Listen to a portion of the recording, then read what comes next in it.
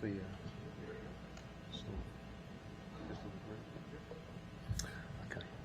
okay. Good morning, everyone. Derek Cobb, CTO for the London Internet Exchange Links. As Dave said, I'm here today to tell you about the change out to our primary peering LAN last year, which was the first Juniper Internet Exchange. So just in terms of a running order, first of all, I'll tell you a little bit about Links, where we were before the Juniper migration. A few details on the new architecture, the selection process through the RFQ and the contract that we signed with Juniper, how we went through the design process, the program for testing and deployment and migration, a few lessons that we learnt about ourselves on the way, and hopefully on a slightly light-hearted finale, some war stories, things that just went wrong along the way that we had to overcome. So first of all, about Links, we've got a dual mission. We're an IX, so not surprisingly we facilitate internet interconnection in the UK, especially through private peering, but we run public peering, I should say, but we run private peering as well. We also represent our members' interests through a public policy team, which acts within the UK and also within Europe as well. We do that as a neutral, mutually owned membership association. We're owned by around 400 members who elect a council that runs Links, and I'm part of the engineering and management team that run that day to day. And those 400 members come from around 50 countries from around the world, as you can see on this beautifully coloured map. This shows you that we're not just in the UK, and in fact, as we're in North America, you can see that our second largest collection of members actually comes from North America itself.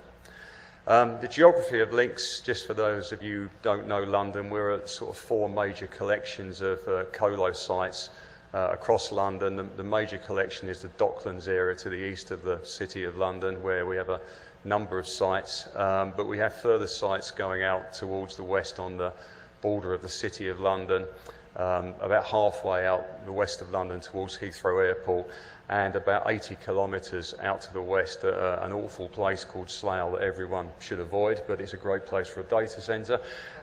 It challenges our optical budgets, but it works just about, and the peering points are present across all of those sites. Simply before we went into this, we ran 2 different peering LANs. In fact, we still do run 2. The peering LAN we changed out last year was the one to the left. That was provided by Brocade. It ran about 80% of our traffic.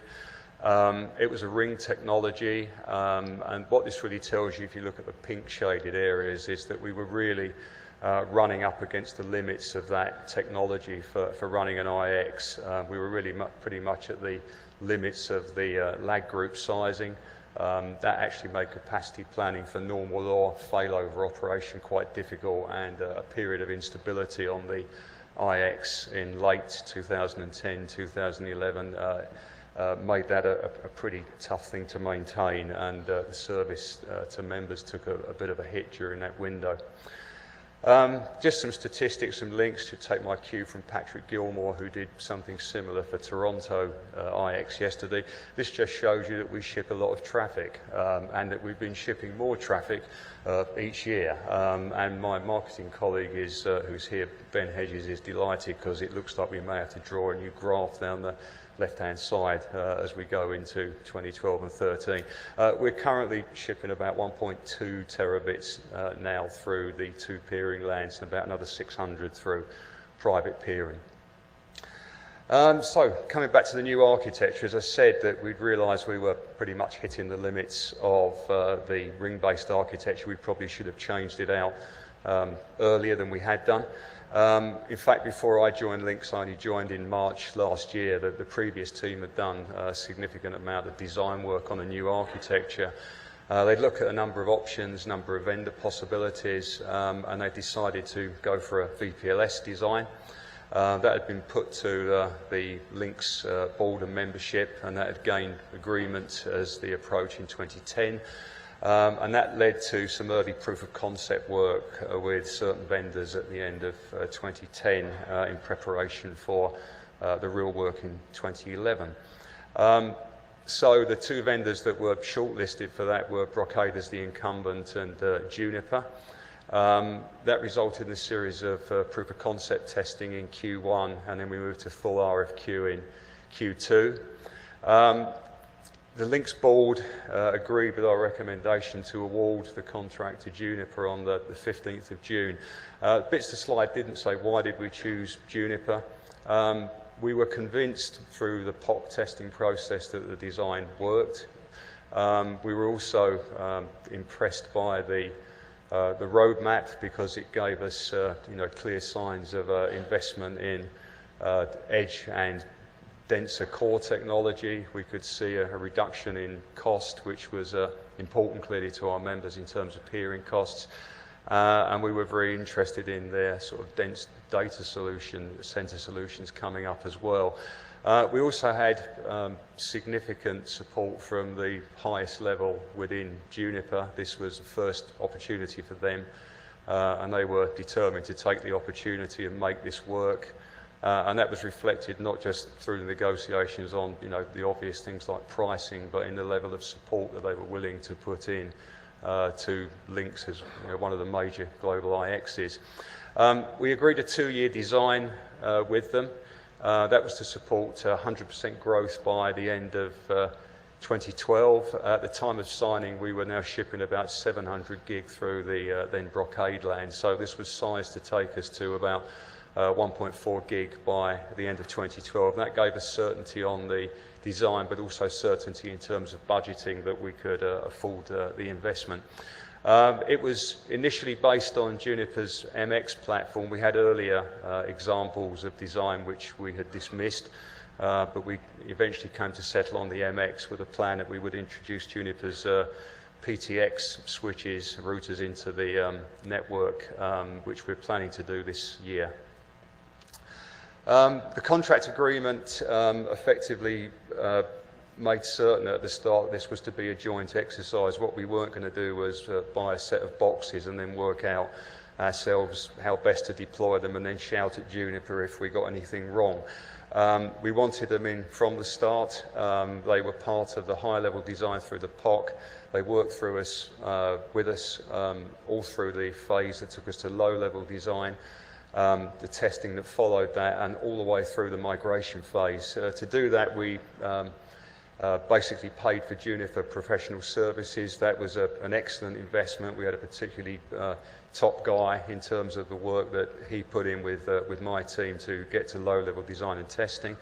We also had a resident engineer working with us. He was fundamental to the migration work, but also great assistance to the training of my team. We did formal training, but there's nothing obviously like hands-on and having someone alongside you to advise when things get a bit tricky. As we got through that testing work, we decided to stage all of the equipment at a staging facility. We'd agreed this as part of the program with Juniper and their partner within the UK. So there was a facility lined up for that. All the kit was configured, staged, and then moved out to the sites for deployment and integration into the live network. As I said, the resident engineer supported us through the migration. We also had enhanced tax support from Juniper, such that if we had any issues during migration windows, we had a direct line through to TAC. And importantly for us and our members, again, Juniper stood up to the challenge of 20% retention over 30 days of stable running after final site cutover before we paid the final bill. So just coming to the design, fairly high-level design, I admit, but effectively what you've got are 4 core sites. So the densest sites are at the north, the red and green routers there at Telehouse North and Telehouse East. About 80% of our traffic goes through those sites. At the south, we've got 2 more pairs of core switches at Telecity sites in London, at Sovereign House and Harbour Exchange. All of the edge switches in blue effectively are dual-homed into the core routers, with the exception of Telehouse, where we do use some sideways routing between the devices there that effectively allows us to manage the sheer volume of traffic we've got at those sites whilst maintaining the dual parenting. At the southern end, we also have, in fact, more recently at the Telehouse West site as well, we're running some of these as dual PE routers, although during this year, the cores will become purely cores and the edge functionality will be on discrete edge devices. Again, another high-level view of the design. So there are two of the core routers in the bottom right-hand corner, the smaller southern ones at Harbour Exchange and Sovereign House. Two of the smaller sites out to west of London, which are actually running the MX480s. They sit on top of Junos release 10.4 R75. We use OSPF with traffic engineering with RSVP to allow us to build the primary label paths and the standby paths, so they're basically tied in for us, and then BGP creates the single instance of peering, actually, and also a secondary case there which we can offer for multicast services. The way the link and node protection works, which presumably all of you will know even far better than me, there's the primary path, the grey arrow going from the edge switch in Telehouse North through the two cores down to the edge switch at the bottom of the diagram. There's actually two label paths that we share traffic across. In the event that we have a failure, we can switch round it in terms of link protection, the blue line, or we can go round it in terms of node protection if a node fails. We've had several instances of this happening. It's worked perfectly. We've had no issues of where members have noticed traffic failing or failing over, apart from one which was actually our fault when we got the constraints wrong in one of the switches and black holed a small amount. But in terms of the design, it's worked perfectly. Load balancing at the edge, so we have two label paths. We actually split the traffic across the two label paths at the start, and then we split again on the lag members actually within each of the paths. We do all of that on the source and destination addresses and also the port numbers, and there's a little bit more detail about that later on. So coming to the program, the challenge for us at the start is that we're a small company. There's about 35 of us. We've got about 13 engineers, some IT people, the people that work with our members through the sales department, the member support, and some support people.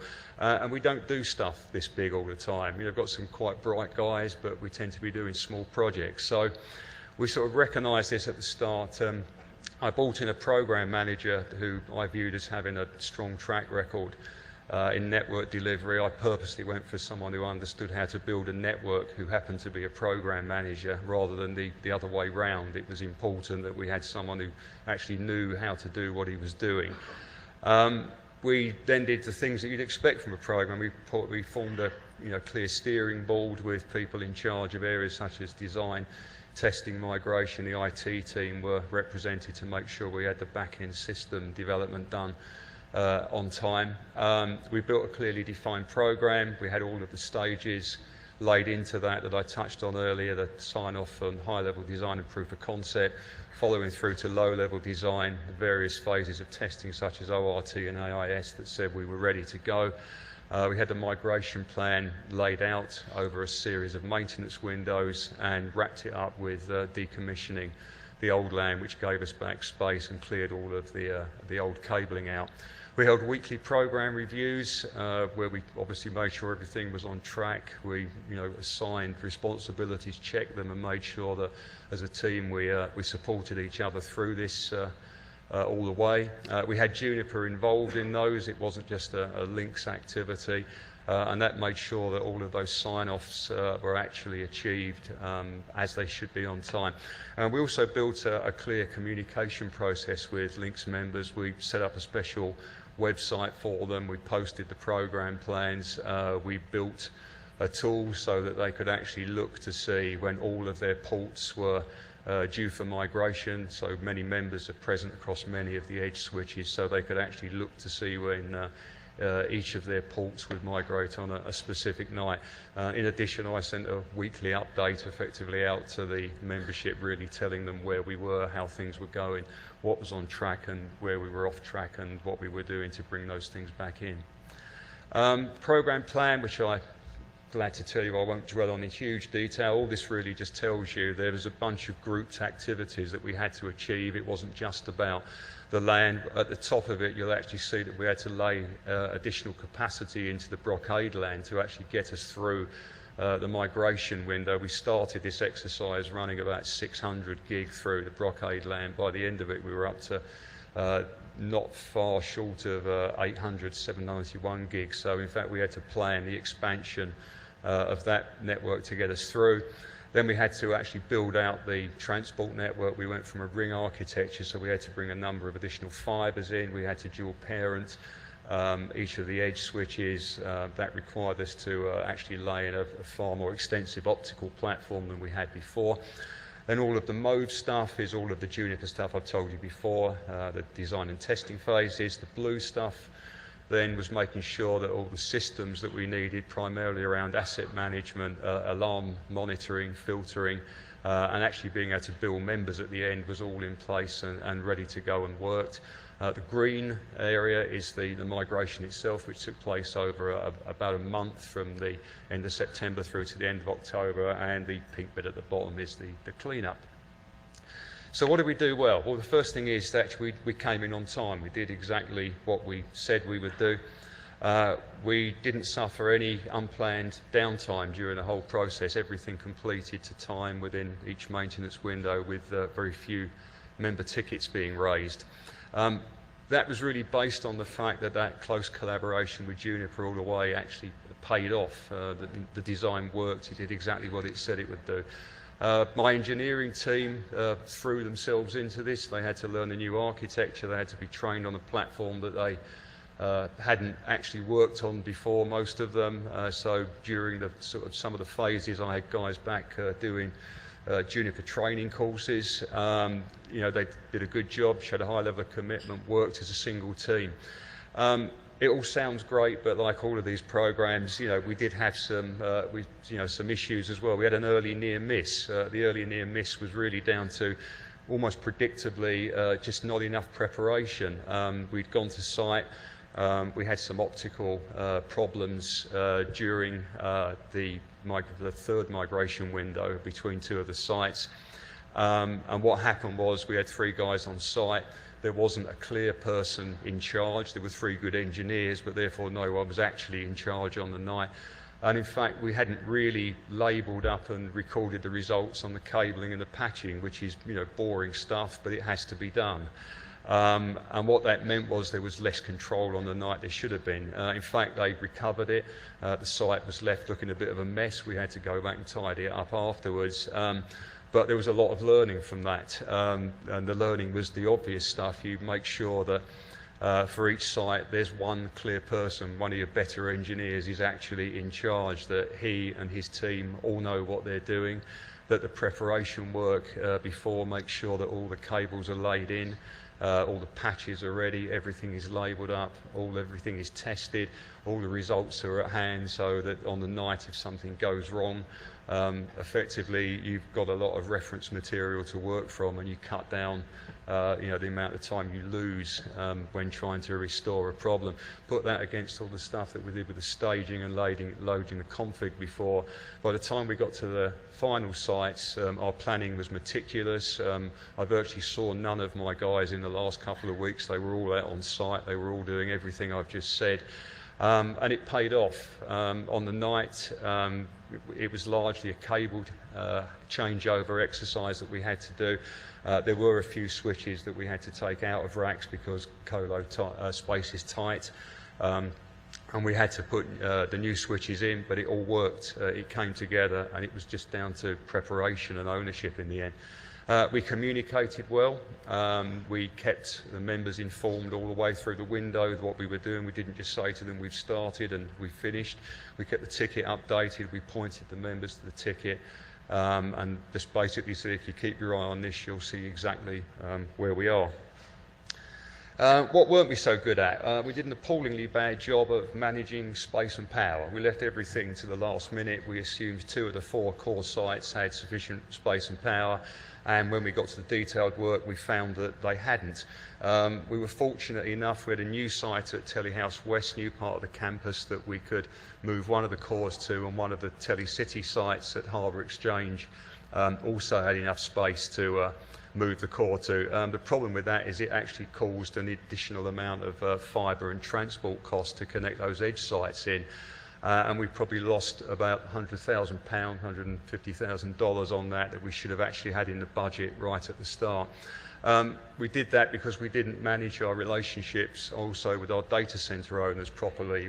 Some of the costing we had, some of the space management would have been better. We were pretty good at doing day-to-day stuff, but then we had sort of nowhere between ordering internal fibres and escalating something to our CEO. Our CEO loves escalations. He loves wrangling with data centre owners. He gets a great deal of fun out of it.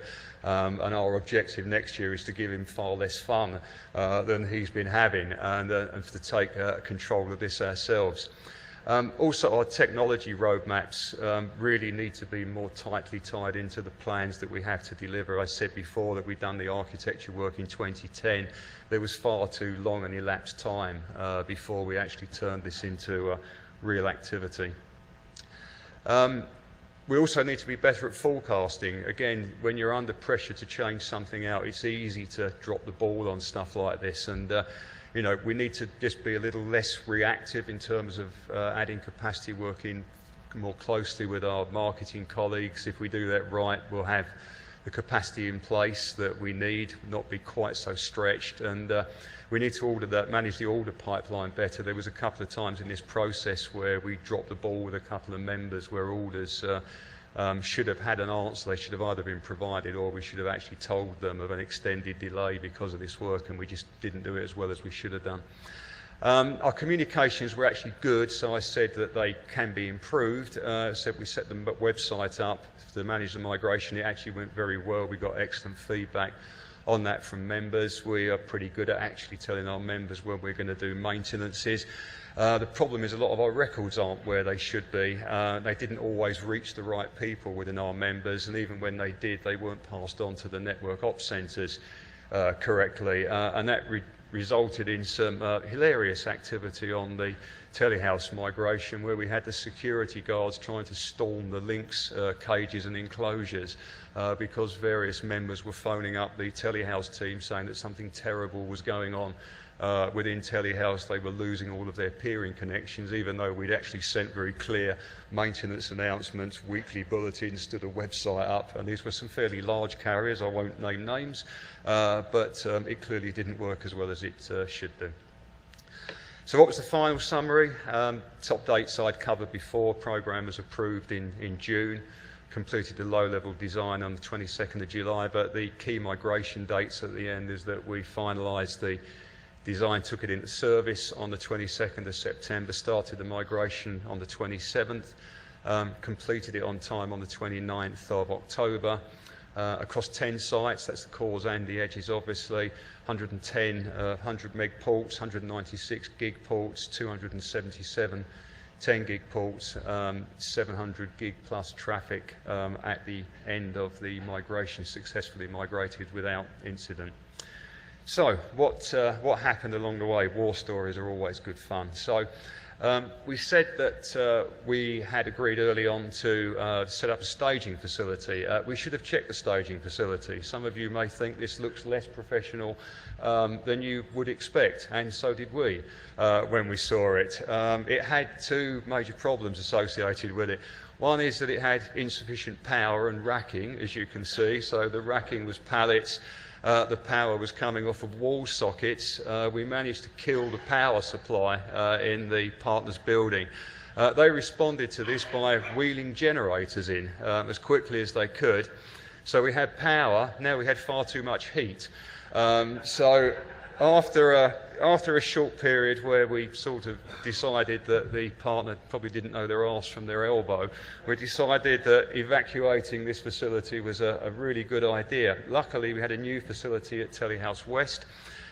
We only had a patch frame in it at the time. We very quickly had a whole host of switches in there. So effectively, this was our rack area. I think on a Thursday evening we worked closely with Telehouse, did a fantastic job with us. We had some racking ourselves. They provided us with additional racks. We laid power in very quickly overnight with these racks. We had to get equipment there. So there's a man with a pallet trolley, and he's basically about probably about 120 kilometres outside London, loading all that equipment off the pallets. That evening, they all arrived within Telehouse West, and my team and the partners team, to be fair to them, put a fantastic effort in. Halfway through the next day, it looked like that, and in fact, we lost only a week in this. It could have been far, far worse, and we actually got the low-level design testing underway. Move on to dark fibre. You'd think there's pretty much nothing that could really go wrong with dark fibre. All we had to do was to go to a fibre partner. We ordered additional fibres to provide us with the dual site connectivity. That required us to go through some maintenance windows, which were really just about terminating fibres on patches and getting them to our comms rooms. So what could possibly go wrong? Well, we like a good riot in London, and we had an outbreak of these through the summer, and that basically killed off a number of the maintenance windows that we had to work around. Luckily, our finest chaps in the police force and fire service managed to quell the riots, and again, we absorbed that delay.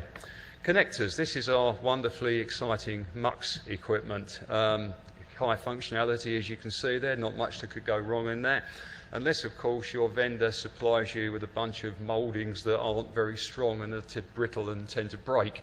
As quickly as we were connecting up some links, they were disconnecting themselves. So we had an activity to basically replace a number of these links before we could get through AIS. In fact, some of them we are now proactively changing because the vendor has advised us we should remove the whole lot. So we're going through that process now. Patching, what could possibly go wrong here? Well, what could go wrong is we could completely forget that in actual fact equipment doesn't work unless you put it in colo facilities and actually connect it back to frames and members. In fact, we missed far more than we should have done here. It was part of the problem of us managing space and power correctly. We spent about another £150,000 here that we should have captured in the budget at the start, and again is a lesson to make sure that we manage these things much better than we do. Junos, far more straightforward story, all on 10.4. We did the POC on release 1. Final testing was done on release 5. We then upgraded to release 6 to overcome a well-known Juniper BGP problem, which doesn't actually affect us because we don't use BGP other than to actually set up the VPLS service at the edge. But in terms of best practice, we thought it was best to eliminate any even tiny problems. So we moved with agreement to release 6 just before we put the network live. And then after the first night's migration, we found we had a load balancing problem on the lags, that it wasn't balancing equivalently across the lag group members. So in fact, we did a further upgrade to release 7.5 on Juniper's recommendation, which actually did clear the problem. And it looked like this. So before load balancing, you can see traffic rather unequally loaded across lag group members, and a nice little tidy pattern off to the right after we'd done that migration.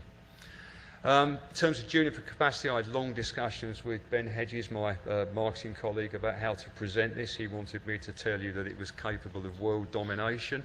I wanted to tell you that it was something slightly more realistic. So, as I said, 400 members. The original design was about 700 gig when we signed it. Current traffic across Juniper is about peaking at 1 terabit. The end design was to double that, so the design is at 1.4. If you just add up ports on a spreadsheet, then you come up with these figures. So there's a difference between what it could theoretically do if we plugged everything up and what it's actually doing at the moment. If we used every port at the edge of the network, I could produce a figure that says it would support 9.6 terabits, but I'd have to put all the cards that I have in all the slots, order some more, connect everything up to every port. I still wouldn't get all that traffic through the core because the core isn't built out. As much as that, I could do the same spreadsheeting and I could come to 3.2 terabits. To some degree, they're just things of scope that allow us to cross-check to say that, in fact, we should be able to scale this platform through this year. And in fact, what we'll do is we'll upgrade those 2 denser sites to PTX technology. We're sorting out the timing about that at the moment, and that roughly triples the capacity of our core. In essence, the message is we don't really see any obvious constraints or limits to scaling this. It's really investment and justified against the growth of member traffic. What's next for this year? Evolving that design, as I said, bringing the PTX in. We've got some fabric upgrades to do on the MX, which allows us to make use of the line card capacity fully. At the moment, we don't use all 16 ports.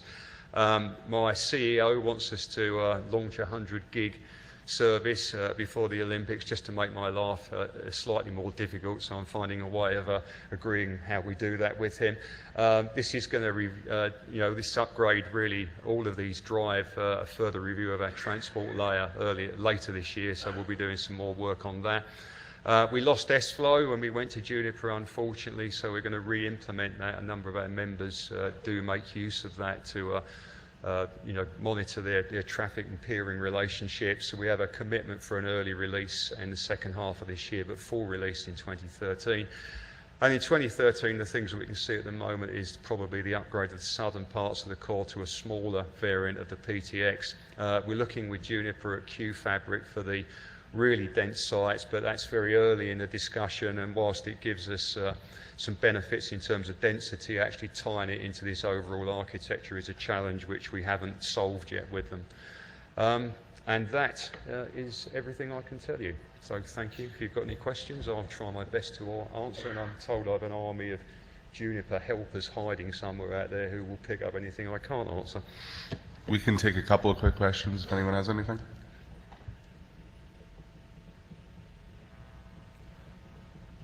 Okay. Thanks, Dirk. Thank you. Do